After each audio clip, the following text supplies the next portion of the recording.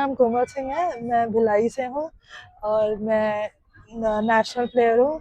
और अभी senior national के कैंप लगा है राजनांदगांव में, तो हम यहाँ आए हैं। फिर उम्मीद है कि हम नेशनल में अच्छा प्रदर्शन करें।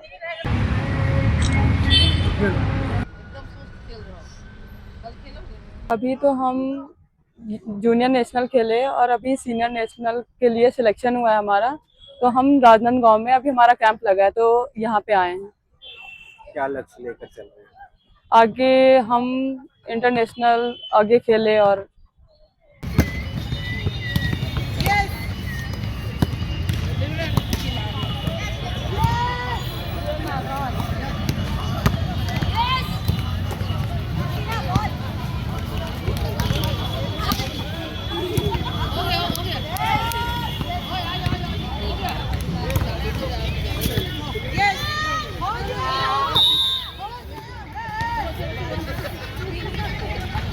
यहाँ सीनियर नेशनल का कैंप चल रहा है गर्ल्स का।